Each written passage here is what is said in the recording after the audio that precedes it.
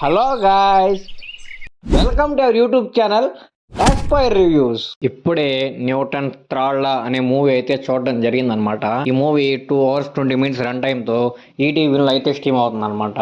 మెయిన్గా movie plot ఏం లేదు, మనం చేసే కర్మ మనకి తిరిగి ఎలా తగలుతుందనే మెయిన్ ప్లాట్ అనమాట.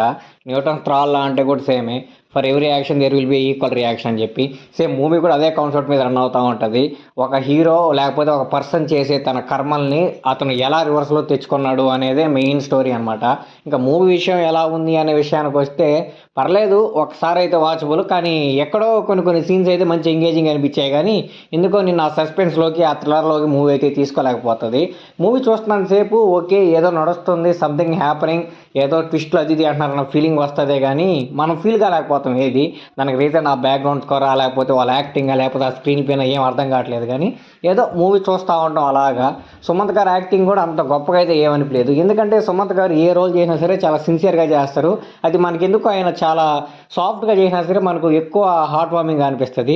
కానీ ఈ మూవీలో ఆయన రోల్ చూస్తుంటే నాకు ఎందుకో అంత కన్వీనియంట్గా అనిపించలేదు. ఎందుకంటే సుమంత్ గారు ఈ క్యారెక్టర్ చేస్తుంటే ఎందుకో ఈయన దీనికి సూట్ కాలేదు అన్న ఫీలింగ్ అయితే కలిగిందనమాట. ఇంకా జగత్ బాబు గారు వాళ్ళు వీళ్ళు అని చెప్పి చాలామంది ఉన్నారు. ఏదో అలా టైం పాస్ కోసం ఒకసారి అయితే వాచబుల్, కానీ అంత స్పెసిఫిక్గా థ్రిల్లర్లో మంచి థ్రిల్లర్ ఎత్తుక్కొని చూసే అంత అయితే కాదు. ఈ మూవీ థియేటర్ రిలీజ్ అయిన కొత్తల్లో ఎలా హైప్ ఇచ్చారంటే అలా ఉంటుంది ఇలా ఉంటుంది అని చెప్పి మేమర్స్ అది ఇందరూ అయితే తెగ నేపారు. నేను కూడా అప్పుడు అనుకున్నాను, ఓకే అప్పుడు మనం చూడలేకపోతున్నాం ఎంత మంచి సినిమా అని చెప్పి. సరే ఇప్పుడు ఓటీటీలోకి వచ్చింది కదా అని చెప్పి వెంటనే అయితే చూసేసాను.